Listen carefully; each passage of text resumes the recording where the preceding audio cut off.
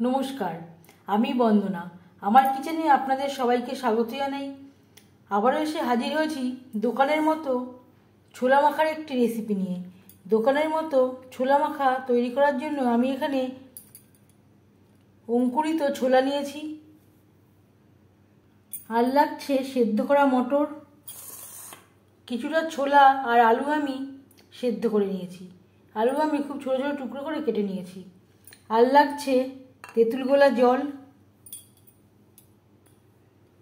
স্বাদ অনুযায়ী কাঁচা লঙ্কা কুচি, পেঁয়াজ কুচি, শসা কুচি, টমেটো, পাতিলেবু। তবে দেখে নেওয়া যাক আমি কীভাবে দোকানের মতো ছোলা মাখা তৈরি করি।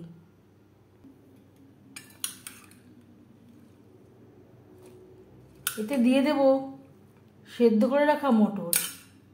এইভাবে মটর ব্যবহার করলে এই ছোলা মাখার স্বাদটা খুবই ভালো হবে। আর দিয়ে দেব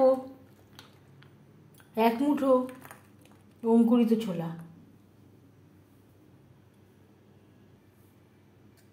কাঁচা লঙ্কা কুচি। আমি এখানে দুটো কাঁচা লঙ্কা ব্যবহার করলাম, পেঁয়াজ কুচি,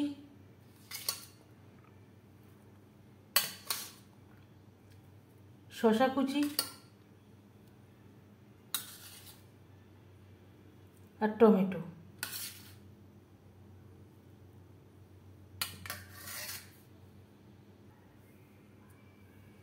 বিট লবণ। এর পরিবর্তে আপনারা খাওয়ার লবণেরও ব্যবহার করতে পারেন, তবে বিট লবণ ব্যবহার করলে স্বাদটা খুবই ভালো হবে। তেঁতুল গোলা জল, অবশ্যই তেঁতুল গোলা জল ব্যবহার করবেন।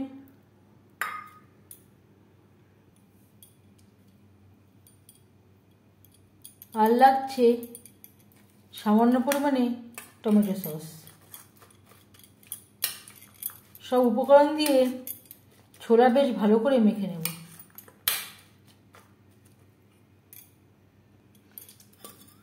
আমি এখানে আরও 1 চামচ মতো তেঁতুলের জল অ্যাড করলাম, আর দিয়ে দেব অর্ধেকটা পাতিলেবুর রস।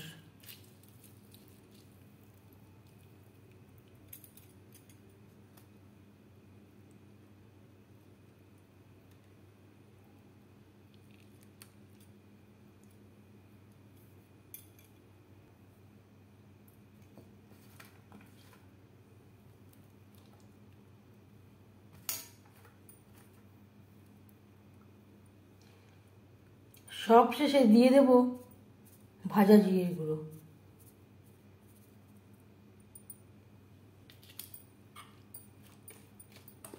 আবারও সমস্ত উপকরণের সাথে ভাজা জিরের গুঁড়ো বেশ ভালো করে মিক্সড করে দেব।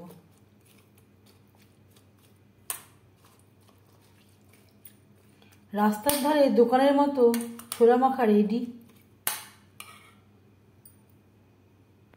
রাস্তার ধারে দোকানে আমরা যেভাবে ছোলা মাখা খেয়ে থাকি আমি ঠিক সেইভাবেই সার্ভ করছি। আপনারা চাইলে ধনেপাতা কুচিও অ্যাড করতে পারেন, আমার কাছে নেই তাই আমি আর অ্যাড করতে পারছি না।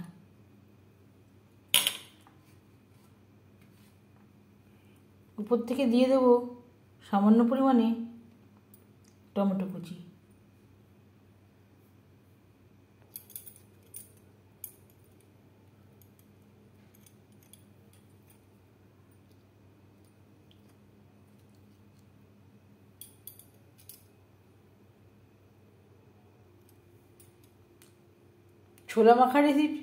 ছোলা মাখার রেসিপিটি কেমন লাগলো অবশ্যই জানাবেন কমেন্টের মাধ্যমে। যদি এই রেসিপিটি ভালো লেগে থাকে লাইক করবেন, শেয়ার করবেন, সাবস্ক্রাইব করবেন আমার চ্যানেলটিকে।